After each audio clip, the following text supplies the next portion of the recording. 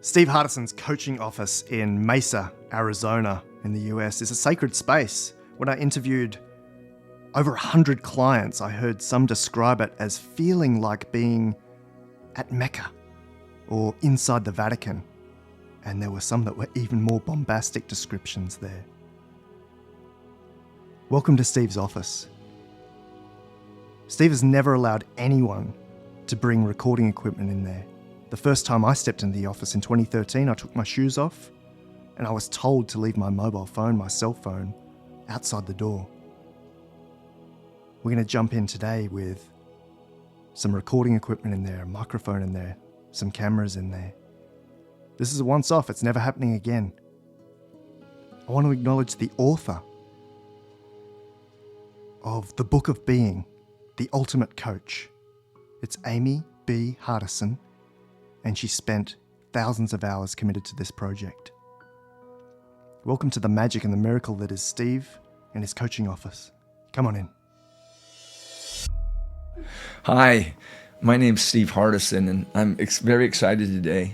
Today's my wife's birthday, so I've been married with her or to her for 44 years, and what a special treat that is. It's also a special day because I'm doing something that has never happened in my office before, and that is recording me, taping me. In fact, recording or taping me is kind of a seldom ever happens, but I'm grateful that I can do it today because it's a summation of my entire life, what I'm going to share. Ever since I was a young boy, I've been fascinated with how people believe and what they think and what causes people to behave. And I've studied and I've learned, but mostly the experiences I've had have been from humanity. When I went to college, I really didn't care much about what I learned in the courses. I was so interested in what I learned from the teachers and who they were being. I had conversations with them and the other students. I was fascinated with why people acted like they did, and I loved it. I wanted to learn everything I could about them and myself. So the state of being and the nature of humanity is my passion. It's what I love. So I've been doing what someone's called, or some people would call coaching, since really 1982, without a title or without being paid for doing it. And now what I do for a living is, my kids joke all the time. They say, "Dad, you just get paid to be you." Because I do. What I do is I be with people and I love people and I work with people so they can see that state of being is everything. I have a thought. It's not the truth. It's a possibility. That thoughts are things, and things create being, and being is everything, and who we're being generates what we do. So I'm a simple person that thinks if you want to adjust the world, just adjust the being, adjust your own being. Not everyone else is, just your own. So I've done what I do. We'll call it coaching. It makes it easy, for 35 years. And back in 2013, I had a gentleman that came from Australia to visit with me. I was doing the equivalent of what's called a Be With session. His name's Alan D. Thompson. I think he was about 26 years old at the time. And most of this that I know comes from him sharing with me, because there's so many people I see. Sometimes people have to tell me the story of us, and I don't know. But this is my part of the story. I remember him being here, and I asked him a few questions about what he does, and he told me. And he was really, really brilliant, very bright. And what he told me he did just blew me away. But what blew me away more than that is after he told me what he did, he said to me that I've been with a lot of people, but I haven't experienced anyone quite like you. And he said something like, "We should write about you, or people should know what you do." And I said to Alan D. Thompson that day, "I will never write a book.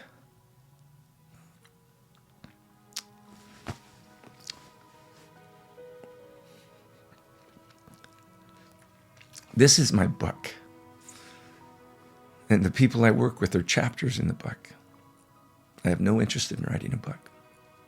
We had a great conversation. He goes back to Australia, and he sends me a copy of something he wrote and said, "Is it okay if I put this in a book?" And I said, "Sure, you can write what you want, but I won't be writing a book." And that was in 2013. The next time I saw Alan D. Thompson was Thanksgiving Day, 2021.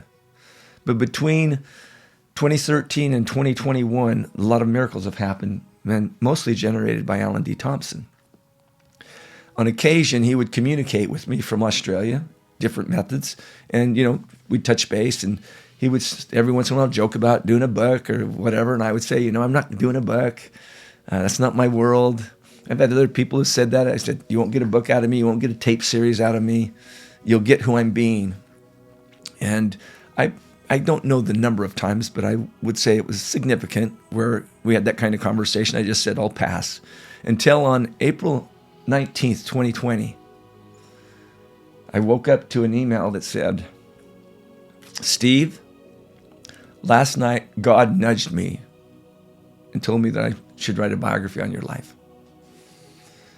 Well, that was an interesting thing. I think I turned around to Amy and said, we should talk to this guy and talk him off the ledge, because that's craziness. Well, we spoke with him. We had quite a long conversation. And first of all, I acknowledged him that he would, persistence in his dedication of who he is as a human being, and that he'd have that much interest in anybody, let alone it be me. And I remember saying to him, I don't need a biographer. I don't need someone to write about me. I don't need anyone to know that I exist except my God, my wife, and the person sitting across from me. That's all that's important to me. Who am I being at that time in that place? And he shared some things with me that impacted me greatly. Who he was being moved me to listen to him in a place I'd never listened before. Because he basically said, I believe there's a way we can do what you're wanting to do. And I said, I don't believe you can write about being and have it be being, because the minute you write about it, it's not it. And if I were to write a book, the only book I'd ever write would be on being. And I don't think that's possible. Well, he helped me see that might be. And he then made a promise to me that was extraordinary, because I know what he's done in his world. And if you don't know, go over to Alan D. Thompson, take a look at the things he does. It's the miraculous. And I said to him, I don't need this. And he said, let me promise you this. I work with peak performance with people all the time. I will give you the best peak performance of what I do. I just need to get your okay that I do this. And Alan, I don't need this. I don't want to pay you to do this. You're not going to pay me, Steve. This is a gift. I'm giving this to you. I'll put it together and you can have it. If you want to publish it, you can do it. You want somebody to edit it, you can do that. Your wife, she writes, she edits. If you want, she could be involved in the book. And I said, Alan, that will not be happening. My wife is currently working on a book called Lost in Translation about Christ. She likes me, but she doesn't like me that much.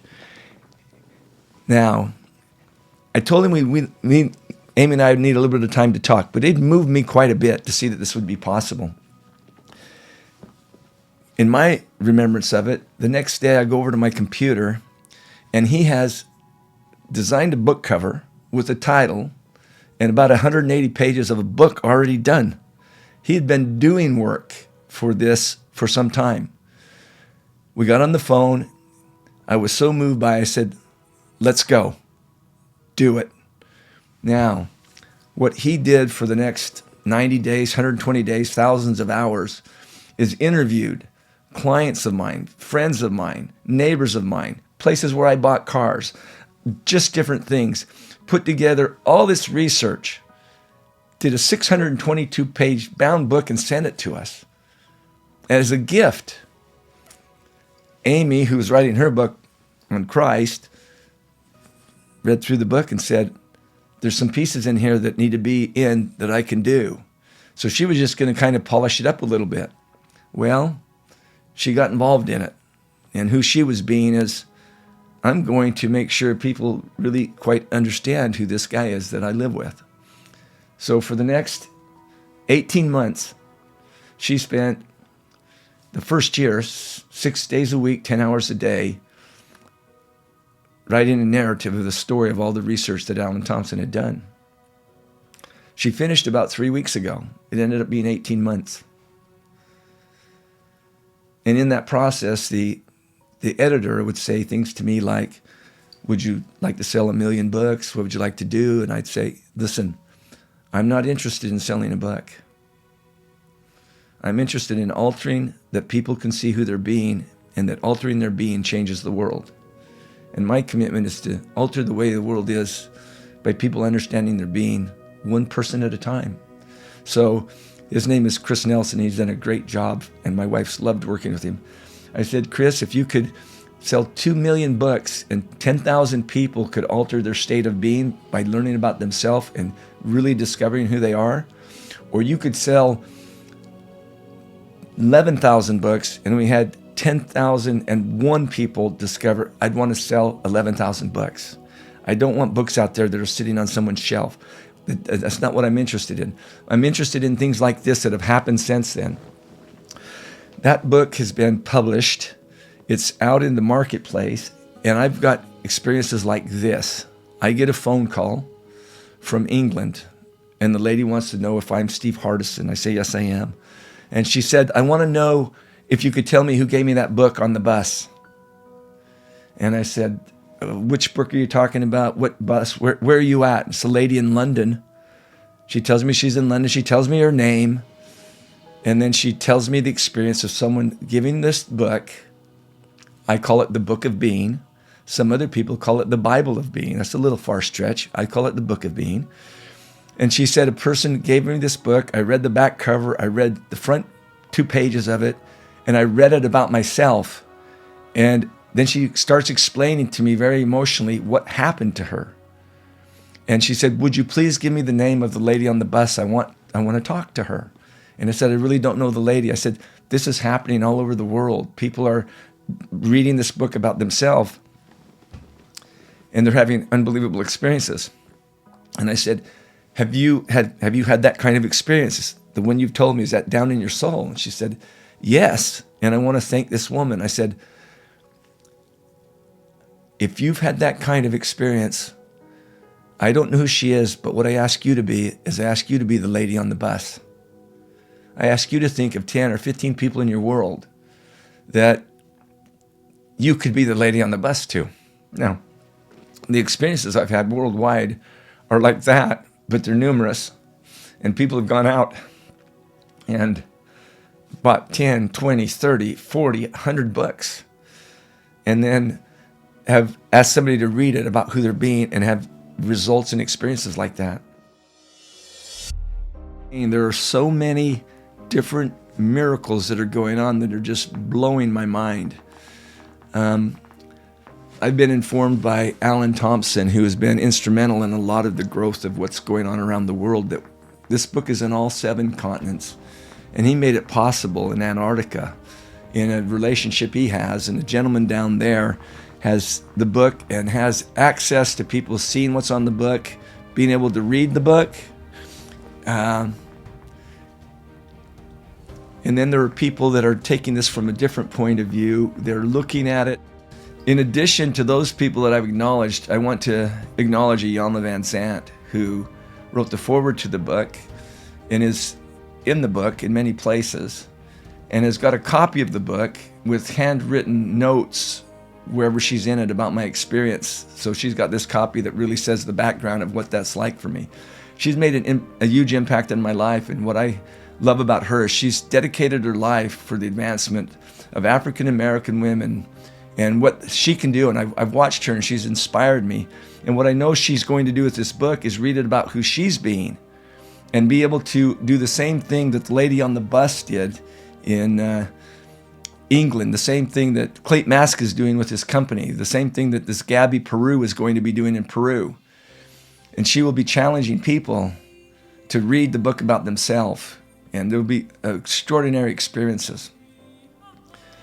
There's another gentleman that I spoke to today on the phone I've never spoken with before. His name is Steve Bacon, and he's going to do the equivalent of what Iyanla's doing, except for African American men.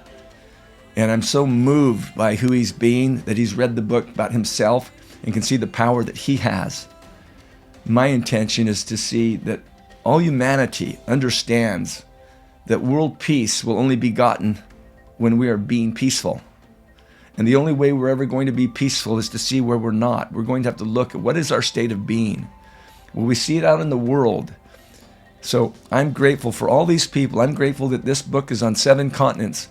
And I hope any person that reads it has this type of experience I'm expressing. And if they don't, I apologize. I say reread it Stop reading it and being critical about anything in it. Stop worrying about it. Reread it and say, what do I learn about who I'm being? My promise is that you cannot get through that book without having an altered state of being. Thank you, thank you, thank you to everyone who's helped. Thank you to the people I haven't mentioned, and there are thousands. Thank you to Linda Kwan, who helped Alan Thompson at a different time. And there's hundreds of people like this. Thank you all. Please know that I'm saying your names, even though I don't have all the names to say. And thank you for your early adopters that got the book and moved to action. And I don't even know you, and you've made impact in your communities, in places. Oh, Devin Bandison, thank you for what you've done at Montverde with the athletes down there and the support or their staff and the parents. Thank you for what you're doing. Thank you for who you're being. You are a model of this. I have not had a client yet that hasn't been willing to reread this book about who they're being, that hasn't had some extraordinary experience. And I invite each of you, the ones I'm talking about, to share that with people in your world and let them have that experience. Remember, this is not a how-to book. This is not a coach book. This does not tell you how to do something book. One gentleman who read this, I don't know, you may want to go look at some of these people's Amazon reviews, which I have not requested any, but go look at, one gentleman said, this book was amazing because it didn't tell me what to do, but it gave me access to who I could be. And that's the intention of it. And that's the intention of this, whatever this thing's called I'm doing right now, is to have people be able to see that the ultimate coach is a book of being. Who am I going to be when I wake up in the morning? Who am I going to be when I greet someone? Who am I going to be when there's a challenge? Who am I being in my world? What is my beingness? And how do I alter it? Thank you for your time. Have a wonderful day. Be blessed. Be you.